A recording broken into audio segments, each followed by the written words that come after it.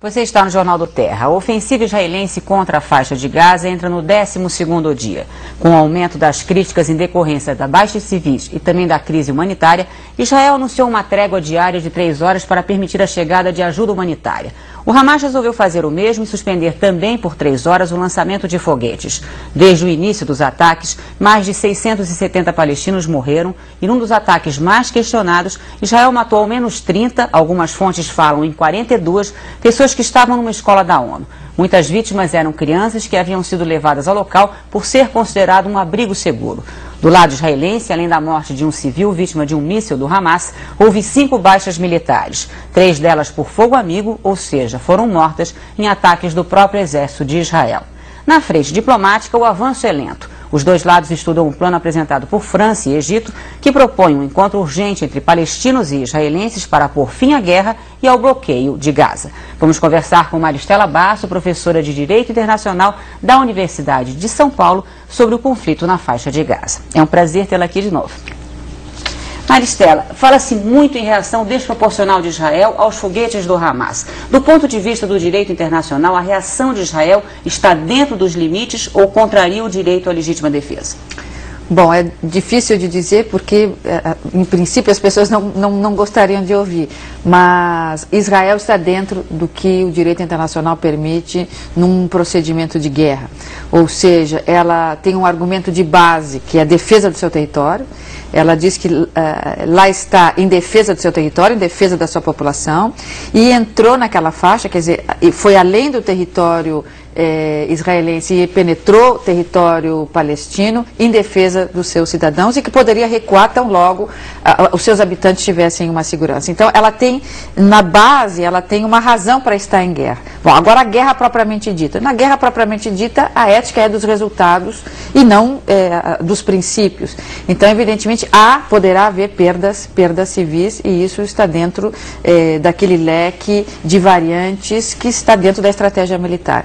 Então, em princípio, não é desproporcional. Em princípio, nós podemos falar de uma proporcionalidade, sim, tendo em vista a origem da causa, que é a segurança do seu próprio território. O que pode ser considerado um alvo militar numa guerra? Israel diz, por exemplo, que escolas, edifícios públicos como o Ministério do Interior, da Educação e do Exterior e mesquitas abrigam combatentes e militantes do Hamas. Pois é, esse é muito difícil nessa guerra específica, porque mesmo num processo de guerra, há certas regras que devem ser observadas, quer dizer, não se atacam ambulâncias, não se atacam civis, hospitais, ambulatórios, escolas, quer dizer, não é um faroeste onde tudo pode, quer dizer, há princípios que devem ser observados.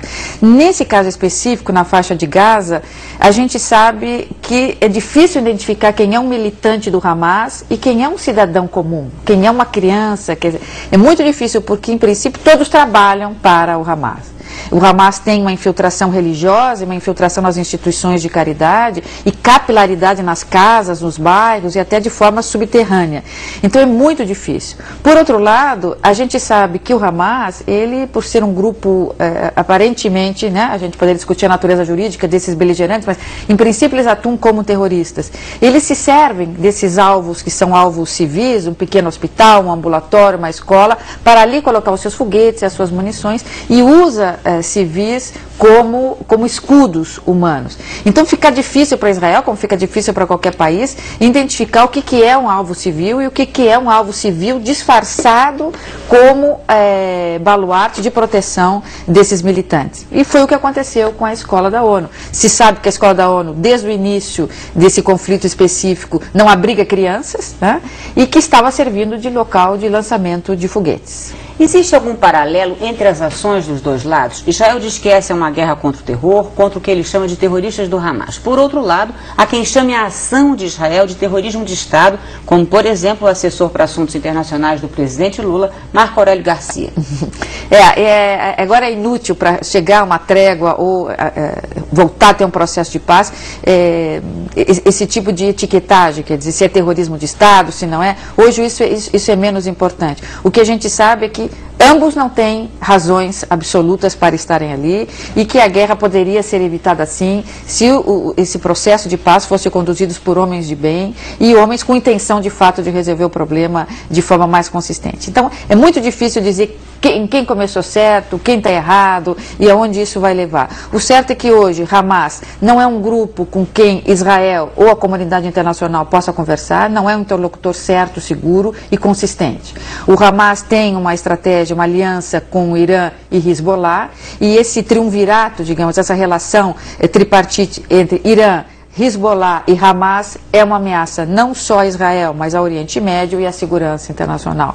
Então, quem é o Hamas hoje é muito difícil como interlocutor. Quer dizer, o melhor seria, de fato, que Israel conseguisse afastar esses militantes, quer dizer, diminuir o seu poder bélico e trazer para o cenário da conversa o Fatah, que é um grupo laico com mais facilidade de discussão e que reconhece o direito de Israel de ser um país independente. Isso já é uma premissa fundamental de diálogo para Israel. Israel não pode ter um interlocutor que não o reconheça como Estado.